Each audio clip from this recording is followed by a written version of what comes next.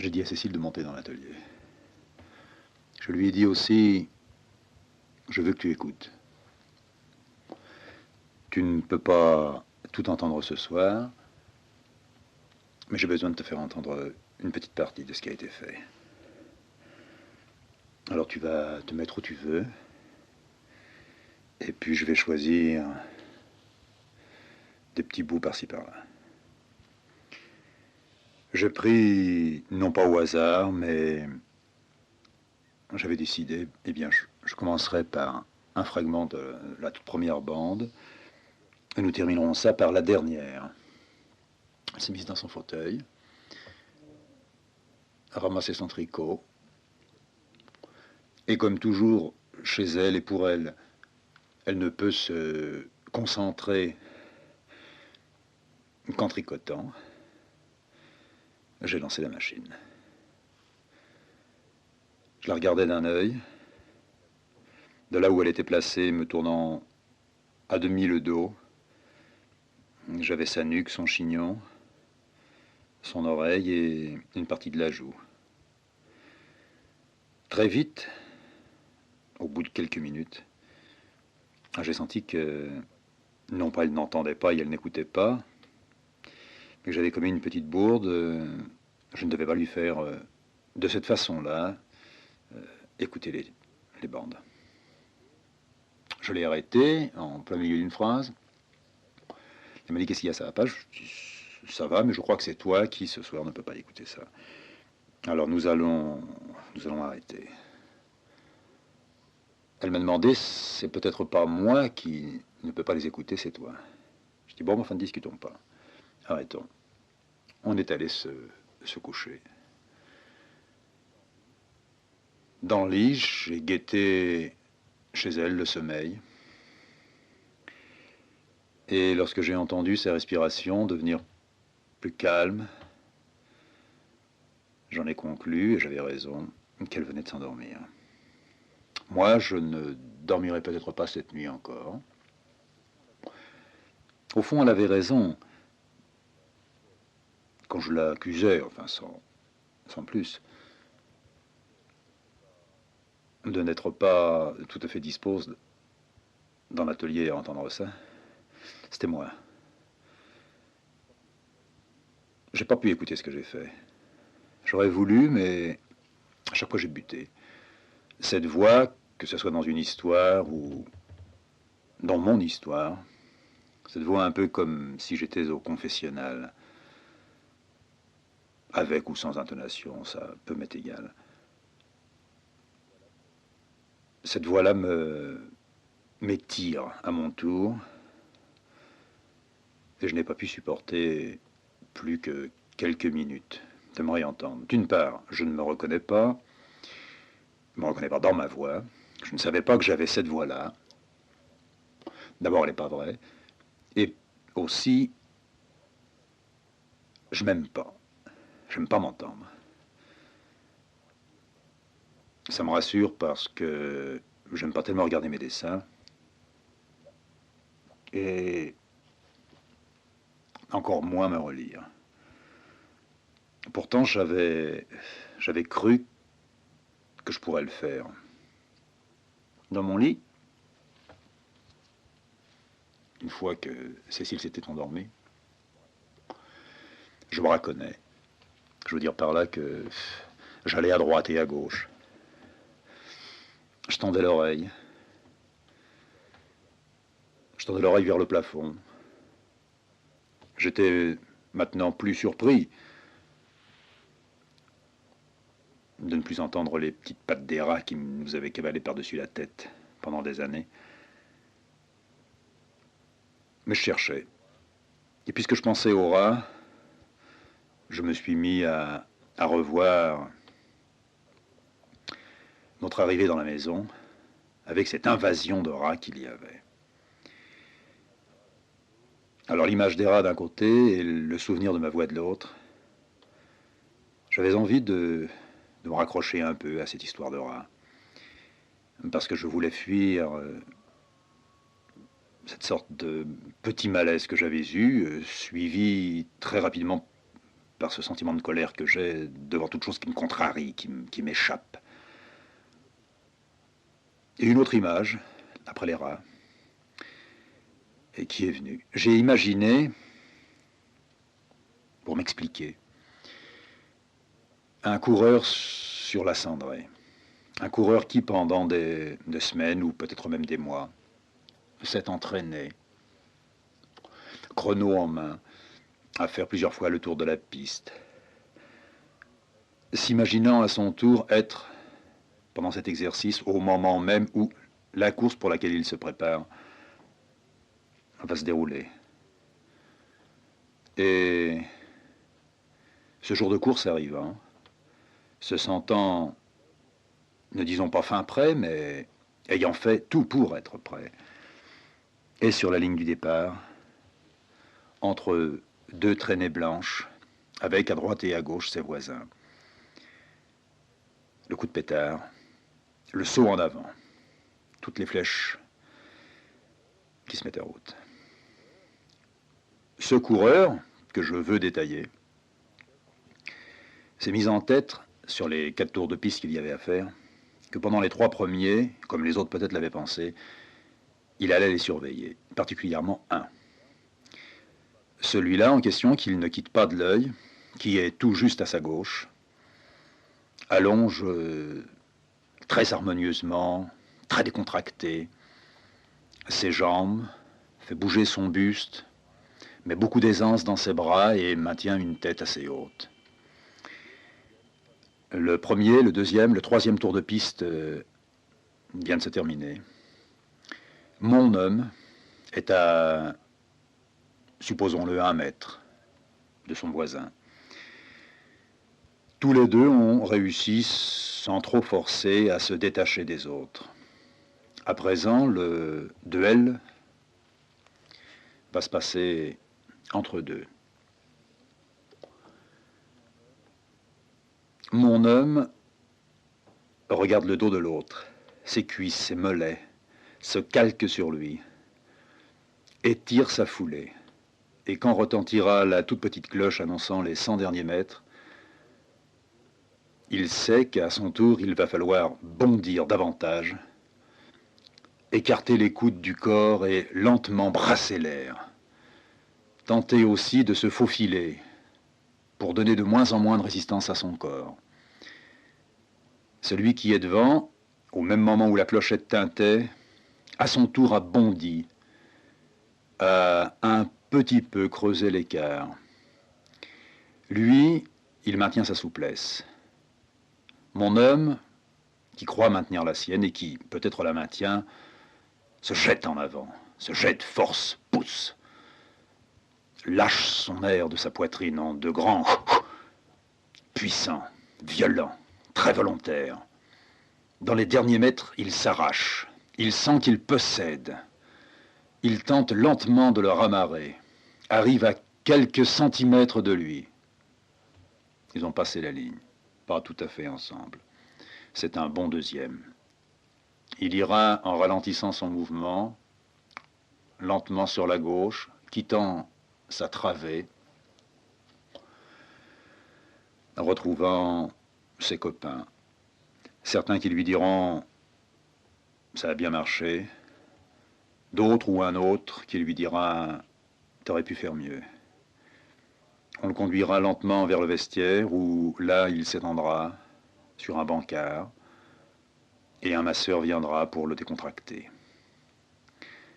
Mon homme rentrera chez lui. La fatigue est là. Il s'allongera, reverra sa course. Il est encore brûlant. Mais cette brûlure-là le fera tomber dans le sommeil. Le lendemain matin, il la retrouvera là où il l'avait laissée.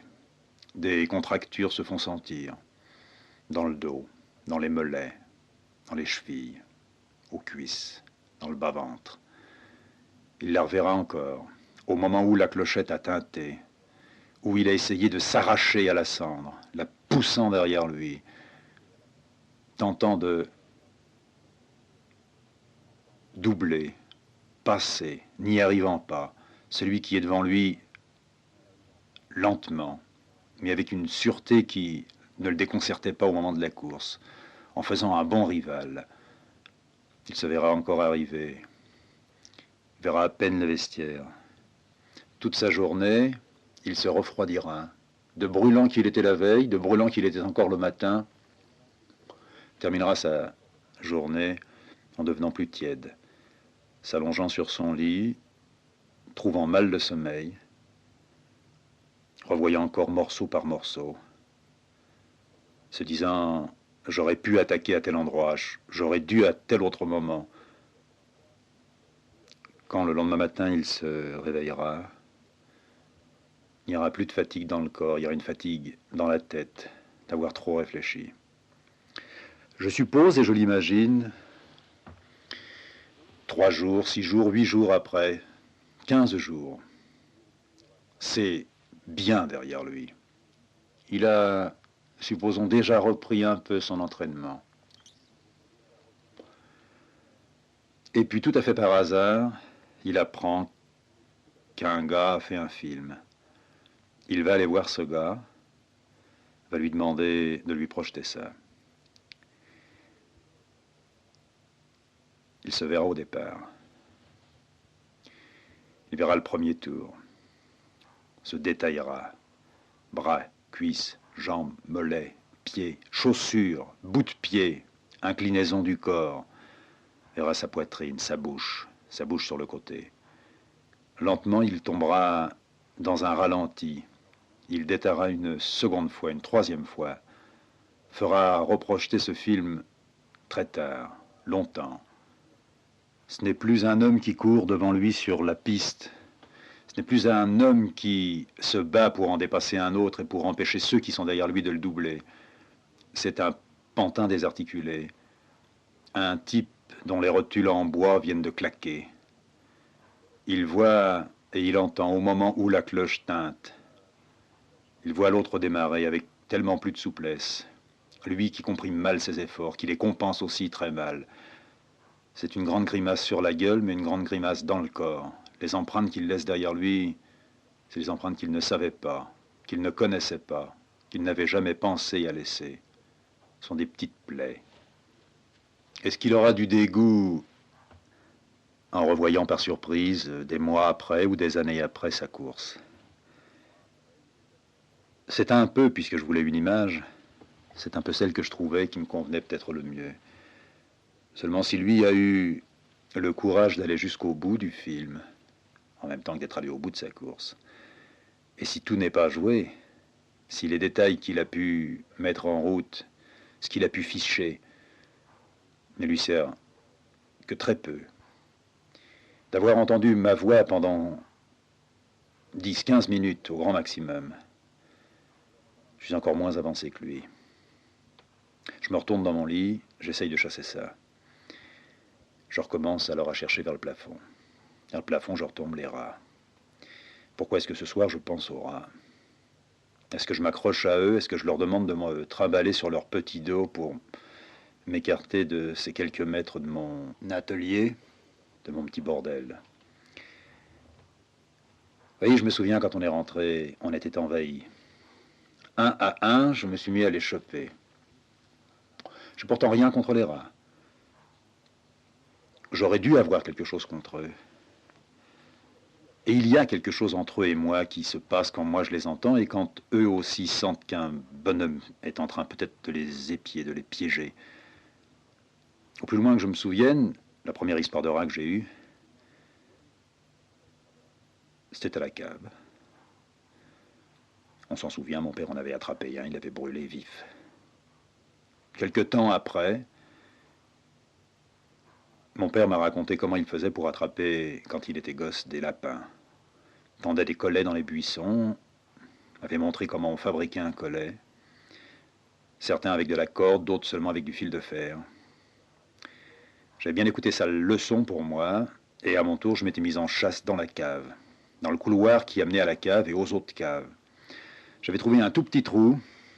Devant le petit trou, j'avais tendu mon collet, et encore plus devant le collet, je me déposais un petit morceau de gruyère. Normalement, si j'avais bien pigé, le rat qui était dans le trou que j'espérais dans le trou, sortirait attiré par le gruyère, passerait sa tête dans la petite corde, tirerait davantage, et au fur et à mesure qu'il essaierait d'avancer pour s'en tirer ou même de reculer pour l'arracher, se coincerait la gorge et creverait. Ça n'a pas loupé, c'est ce que j'ai fait, c'est ce que j'ai obtenu. Mais non pas un rat, mais une souris. Une toute petite souris, morte. J'ai ramené ça chez moi, je l'ai bien regardé. Et me souvenant que lorsque les rats crevaient, pour se décomposer, ils puaient, je suis allé la planquer dans une boîte, dans une caisse d'emballage, dans la grange. Dans l'espèce de débarras qui n'était quand même pas une grange. Un débarras. J'ai posé ma souris là-dedans, sachant que mes parents ne venaient pas si souvent et que de toute façon ça sentait mauvais. Et une souris sentait sans doute moins mauvais qu'un rat. J'allais la surveiller, j'assistais, je regardais sa lente décomposition. Ça a duré une quinzaine de jours. Elle s'était complètement vidée. Tout autour d'elle, une grande auréole sur le bois.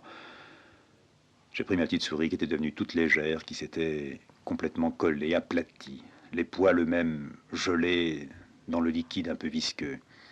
Je l'ai prise par la queue qui était devenue toute raide, avec ses petits yeux fermés, ses oreilles un peu sur le côté. Je l'ai ramenée chez moi. Arrivé là, je me suis demandé ce que je pouvais non pas en faire, mais comment je pouvais la cacher. Et le même jour, sortant avec ma mère dans le quartier, j'ai vu le commencement d'un enterrement. Je savais ce que c'était que des morts, je savais que des hommes mouraient, ou des femmes, ou des gosses, ou des chats, des rats. Mais je n'avais jamais vu de cercueil. Je savais qu'on les prenait, qu'on les emmenait dans un cimetière et qu'on les foutait dans la terre. Et que là, ils pourrissaient. En voyant le cercueil passer devant nous, j'ai demandé à ma mère qu'est-ce que c'est. Elle m'a dit, bien c'est un mort. J'ai dit, mais pourquoi la boîte? Ben, la boîte, c'est un cercueil. C'est là-dedans qu'on met les morts, et cette boîte-là, on la met au cimetière dans la terre. Revenu le soir, j'ai cherché une petite boîte, faire un petit cercueil pour ma souris. J'ai trouvé une vieille boîte d'allumettes, je l'ai mise dedans et glissée en dessous mon lit. Tous les matins, quand mes parents se levaient, me réveillant, je passais ma main en dessous mon plumard, j'en sortais ma petite boîte et je la mettais près de mon oreille. Et un matin, mon père m'a surpris. Il m'a demandé ce que c'était, je lui ai dit que c'était un jouet. Il a voulu voir ce jouet, la boîte l'a fait rire, il a ouvert la boîte, ça l'a moins fait rire. Il m'a dit qu'il ne fallait pas faire ça. Le père a toujours été, avec moi, très doux. Je dirais très gentil. Il m'a expliqué qu'on ne devait pas garder des bêtes mortes à la maison, qu'un petit enfant ne devait pas s'amuser avec ça, etc. Après avoir repensé à l'histoire de la souris, dans mon lit, j'ai repensé donc à l'histoire de Nora. J'avais mis des tapettes dans tous les coins. Tous les matins, je me levais. La nuit, je les entendais qui claquaient. Quelquefois, le rat qui se débattait. Ça énervait Cécile, ça l'angoissait et ça nous empêchait de dormir. Il fallait raffiner. Raffiner, c'est-à-dire les faire crever sans qu'ils fassent de bruit. Cécile avait fini par me dire, mais laisse les rats, ils nous gênent pas. Ils vont là-haut, ben ils vont là-haut et c'est tout. Il n'y a qu'à bien calfeutrer la maison. Or, je ne voulais pas que les rats rentrent chez nous, chez moi. J'ai trouvé comme combine, chez un droguiste, les grains empoisonnés. Je lui ai posé, non pas comme condition pour l'acheter, mais une condition quand même. Meurt-il tout de suite? Ouais. Un rat qui bouffe un grain de blé empoisonné comme celui qu'il allait me vendre, à peine l'avait-il croqué, un peu sucé, qu'il crevait. Je suis revenu, j'ai mis 2 ou 3 petits tas de grains empoisonnés dans le grenier, juste à côté de mon atelier. Et à un endroit très particulier où je les entendais assez souvent passer pendant que je travaillais sur une poutre. Le soir, je travaillais, Cécile était allongée. J'ai entendu... Je me suis levé, j'ai dit à Cécile tout bas, ne bouge pas, ne parle pas, laisse faire. Il y a un rat. Je suis venu à ma petite table et j'ai collé mon oreille à la poutre. Je sentais le rat de l'autre côté. Il avait encore peut-être 10-15 centimètres à faire. Je l'encourageais. Je lui disais, vas-y. Encore 2-3 enjambées, tu y es. Il a fait les 2-3 enjambées, je les ai entendus. Puis il s'est arrêté. en dessous de sa gueule, les grains de blé, comme si j'y étais. Il en a pris un, il l'a mastiqué. C'était bon. Il en a pris un second, puis un troisième. Puis j'ai entendu un tout petit choc. Le rat était tombé. À Cécile, je lui ai dit, c'est fini. La drogue est bonne, je l'ai eue. Mais ne voulant pas le laisser pourrir là, pour ne pas non plus inquiéter les autres, je suis sorti dans la grange, j'ai monté après une échelle. Dans une main, une lampe électrique et dans l'autre, un bout de bois pour le faire tomber, ne pas y toucher. Quand je suis arrivé là où il était, je donnais un coup de lampe, le rat n'était pas mort. Il gigotait sur le flanc, lançant ses petites pattes dans tous les sens avec une gueule très ouverte. Et quand il a vu le pinceau de lampe, il a réussi à se tourner, à se mettre bien en face de moi. Il était à moins d'1 mètre, avec des grands yeux dilatés, des moustaches qui tremblaient, qui frémissaient, comme si on lui faisait passer le courant dedans, avec une queue hérissée comme un chien en colère, grattant, grattant et n'avançant pas. J'aurais dû lui donner un coup de bûche sur la gueule. J'ai pas pu y arriver, mais je voulais qu'il saute de là. Je voulais qu'il arrête de souffrir et je ne pouvais plus me concentrer. Ce que je voulais, c'est que Cécile ne me demande pas ce qu'il y avait. J'ai tapé avec la bûche, mais pas sur le rat, à côté, pour l'effrayer, pour qu'il retrouve un certain sursaut nerveux. Lui faisant plus peur avec ça ou une surpeur. Quand j'ai frappé, Cécile m'a dit « Qu'est-ce que tu fais ?» Je dis « Non, c'est rien, je fais sauter le rat par terre. Ça y est, c'est fini, il est mort, il est mort. » Et en tapant à côté, le rat, lui, encore plus affolé, en paniqué, finit par arriver jusqu'au bord de l'échelle. Puis là, il est tombé. Il est tombé, ça faisait à peu près 2 étages et demi. Il était mort, ça. Je crois que ça pardonnait pas. Je suis descendu. Et là où j'arrivais, j'ai revu le rat, mais le rat qui n'était pas encore mort, qui s'agitait, qui grattait, qui continuait à ouvrir sa gueule. Un coup de talon, ça aurait été très bien. Je n'ai pas donné le coup de talon. Et me voyant et sachant que, sentant sans doute que j'allais faire ce qu'il fallait faire, il a réussi à se précipiter dans un tuyau de poêle que j'avais à cet endroit-là, tuyau vide. Il s'est mis dedans. Alors pour éviter qu'il aille là-dedans, qu'il crève et qu'il mette des heures, bon, je décidais qu'enfin j'allais le tuer. À l'extrémité, une des extrémités du tuyau, j'ai mis une bûche. À l'autre, j'ai redonné un petit coup de lampe électrique, j'ai regardé, il était toujours là, avec ses grands yeux puis ses moustaches qui continuaient à battre dans tous les coins, puis ses petites pattes qui n'arrivaient pas à le porter. Très vite, j'ai pris une planche, je l'ai fait rentrer dans le tuyau, j'ai appuyé dessus très fort. Tout de suite, dès que j'ai eu appuyé, j'ai senti ces vibrations, comme ce bois résonnant sur lequel on tape et qui, à l'autre extrémité, ne donne non seulement le son, mais un son vibré, un son dansant, avec dedans déjà un ton. Quelques secondes après, la petite planche ne transmettait plus d'ondes, le rat était mort. Je l'ai sorti, je l'ai pris. J'aurais dû le foutre dans la poubelle ou dans un bout de papier ou le jeter même dehors. Non, c'est pas ce que j'ai fait. J'ai saisi mon échelle, j'ai décidé que j'allais, ce rat-là, le foutre sur une des grandes poutres de la grange, le laisser pourrir et sans doute venir le revoir un jour. Voir comment il était devenu. Un peu pour voir si, comme la souris. J'ai mis mon échelle contre une poutre et je suis monté. J'ai déposé mon rat assez haut sur le sol, au-dessus du sol. J'allais recommencer à descendre. Non pas j'ai fait demi-tour, mais je suis revenu. Je me suis dit non, si je le laisse là, il est possible qu'un de mes chats le sente, monte après la poutre, arrive. Non, si je le planque, il faut vraiment que je le planque. Mon échelle n'allait pas plus haut que 2 étages. Or, pour arriver tout en haut, au fait même du toit, sous le toit, là où il y avait 2 poutres qui venaient soutenir les autres, j'ai pensé que c'était à cet endroit, dans un de ces angles pointus, aigus, que je devais le glisser.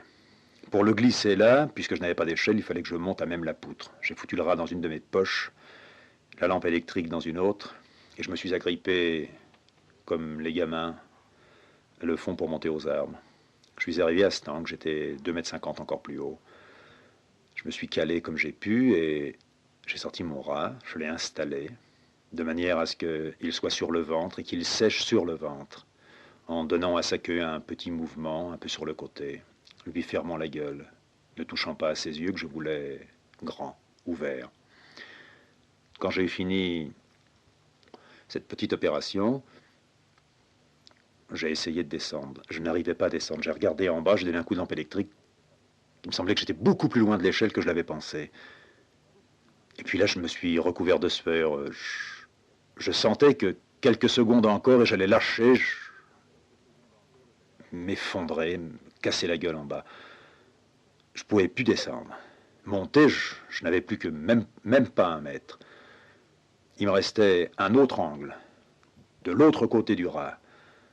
Si je devais faire des efforts, c'était pour arriver à me mettre là, rester dans cette posture un peu difficile, quelques minutes, et ensuite je me recalmerai, je redescendrai. Je suis arrivé à me coincer, à la fois assis, bloqué, les jambes repliées, ne quittant pas la petite queue qui dépassait de la poutre. Et je voulais me calmer. Je sentais mon cœur qui, comme un dément, tapait non seulement fort, mais vite, pourvu que Cécile n'appelle pas, que Cécile ne dise pas « Viens,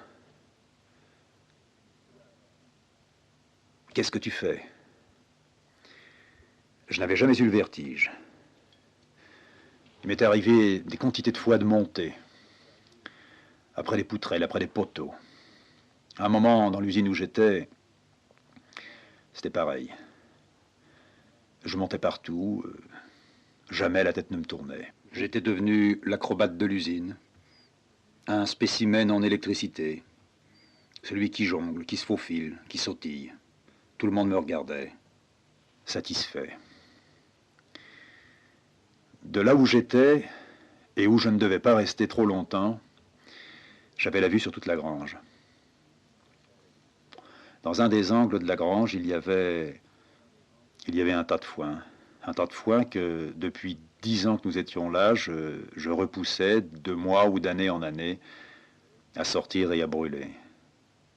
Un foin qui, quand nous avons acheté la maison, était encore un peu vert, déjà sec, et lentement était devenu gris, puis très pâle et comme cendreux, avec de ce coin-là une odeur toujours puissante qui venait. J'y avais jamais touché. Je décidai donc que si je descendais très vite, non pas le soir et dans la nuit, j'allais sortir mon foin, mais demain matin je le ferai. Enfin, j'ai réussi à me faufiler, à descendre le long de ma poutre, à atteindre l'échelle et à rentrer chez moi. Le lendemain matin, je n'ai pas touché à mon foin. Mais me remémorant ce foin dans mon lit, alors j'ai décidé une xème fois que la nuit passée, j'irai dans la grange. Sans plus attendre, le matin, à peine le café avalé, et aidé de ma fourche, je sortirai dans la neige le foin.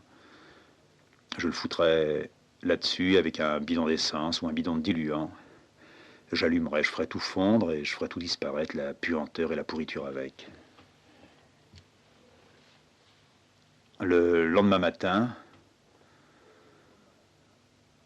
je suis sorti dans ma grange. Je me suis dirigé vers le tas de foin que j'ai commencé à déblayer. Au plus j'y touchais, au plus ça sentait mauvais.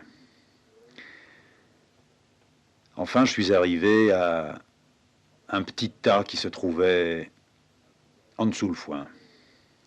D'abord, j'ai voulu piquer, planter, avec ma fourche en fer, mais ça ne rentrait pas. On aurait dit comme du caoutchouc, du cuir. Alors j'ai bien nettoyé tout le tour, puis l'objet en question, la forme, était là, c'était un paquet. J'ai décidé que je le mettrais dehors, avec le reste. Ça puait tellement. Je me demandais ce que c'était.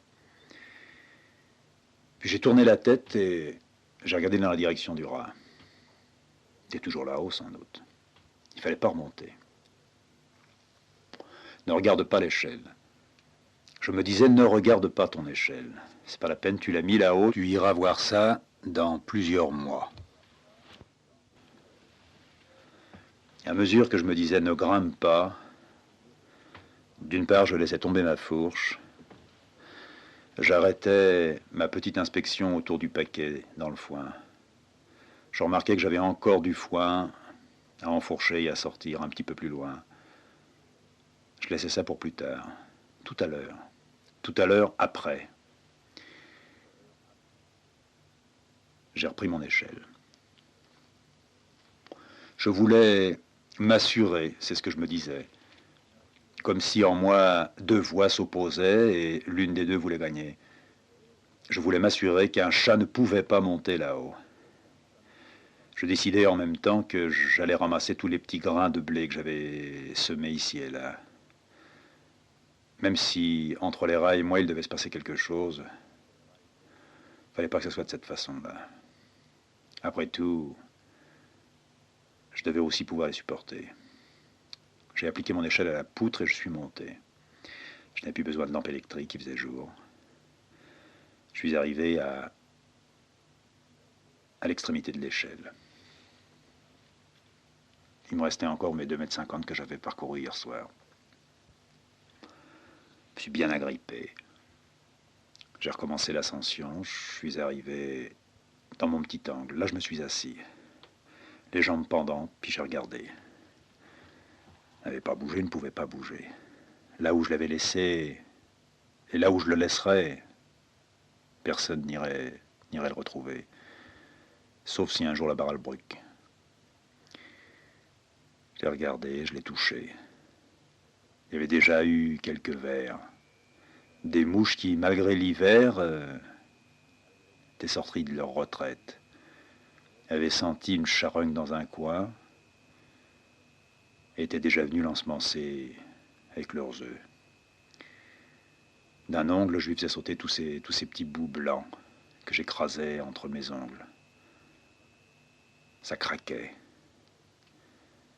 S'attaquait aux yeux et à l'anus. Dans la gueule peut-être, déjà en dessous les moustaches, il y en avait. Dans les oreilles aussi. Je cherchais les orifices pour mieux arriver à l'intérieur. Je lui ai fait sa toilette. Sans doute une petite toilette du mort. Je ne dirais pas que j'aimais faire la toilette du mort, mais la toilette d'un rat mort, d'un rat qu'on a tué. C'est pas une petite affaire. Je l'ai soulevé un moment. Je l'ai bien regardé. Des yeux, la pupille avait tout dévoré. Là aussi, il y avait des petits vers qui, dans quelques jours, auraient fait leur petit travail. Lentement, ils allaient crever le petit globe. Dans les trous du pif, c'était tapissé, tout blanc. Je me suis mis à relever les moustaches. En relevant les moustaches, j'ai relevé le bout de la peau du museau, sur les gencives et entre les dents, sur la petite langue qui s'était coincée quand j'avais rabaissé sa gueule. Là aussi, plein de blanc, comme du muguet. Il fallait que j'arrête mon inspection, ça ne pouvait pas me mener très loin. Je l'ai replacé là où il était. La queue raide maintenant. Il a fallu que je me remette en route. Seulement, j'ai eu l'impression que j'étais en train de chercher la difficulté. La nuit, c'était le trou en dessous, le noir. Je savais que j'avais 2 étages et demi ou 3, mais je le savais sans le voir. Là, je le voyais. Je voyais de haut la grange dans l'endroit où je ne l'avais jamais vue. Devant moi, un peu sur la droite, l'atelier. Sur la gauche, l'autre gros mur tourné au nord. En bas, mon tas de charbon, mon tas de bois. Par la suite, j'ai signé la paix avec les rats. j'ai pris une décision. Je mets plus de grains, je mets plus de tapettes. La nuit, on était réveillés par des petits craquements. Quelquefois, Cécile se réveillait avant moi, me touchait le bras et me disait « Écoute, il y en a encore ». En moi, il y avait une certitude. Avec la mort de Sra, c'était peut-être la fin. Peut-être qu'ils allaient comprendre. Peut-être aussi que j'avais tout tué. Je la rassurais, et les nuits, les unes derrière les autres, sont devenues plus silencieuses. Je dirais presque que ça m'a manqué. Pendant mes insomnies, j'imaginais tellement. Je m'étais coupé quelque chose. Et c'est un peu cette raison, cette coupure, qui m'a fait chercher dans tous les coins de la grange des traces, devenu comme un chat, aussi malin que Stéphane ou Pompon. Quand ils savent, quand ils sentent qu'une bestiole est passée à un endroit très précis et qu'ils peuvent rester des heures, que même un bout de viande ou un bout de mou ne les fera pas décrocher. Des chats qui ont l'air de dire « foutez-moi la paix », ça aussi c'est mon boulot. Devenu comme eux, je n'ai pas parcouru toute ma grange, mais j'allais là où si j'avais été un rat et si je m'étais entêté à vouloir faire mienne cette maison, là où je serais passé. Les poutres, ça me semblait trop dangereux. Les coins du grenier aussi. Alors j'ai rafistolé au bout de ma haute échelle un autre bout d'échelle, avec des cordes, qui pouvaient arriver tout au long du mur, là où le toit venait s'appuyer. Et avec ma petite lampe électrique, j'ai passé des journées à regarder des crottes que j'ai senties, que j'ai écrasées entre mon pouce et mon index, que j'ai encore senties là, à faire une classification de la crotte du rat, de la couleur de la crotte du rat aussi, certaines noires, très dures, presque des grains de café. La pression entre mes deux doigts n'était pas suffisante pour les écrabouiller. Et petit à petit, la maison étant grande, j'avançais mètre par mètre. J'ai cru à un moment que je venais de trouver le passage d'un rat, ou d'une famille de rats. Il y avait de véritables familles, on entendait avant les petits qui gueulaient quand le père ou la mère rentrait. Il me semblait que je venais de découvrir ma crotte, la crotte.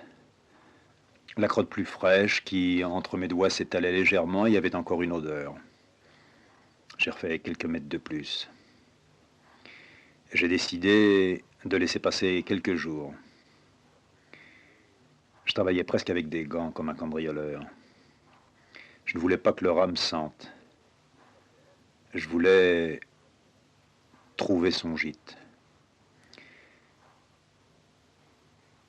Je ne l'ai pas trouvé. Je ne l'ai pas trouvé, mais j'ai découvert des tas de petits nids. Très loin de là où j'avais pensé les chercher.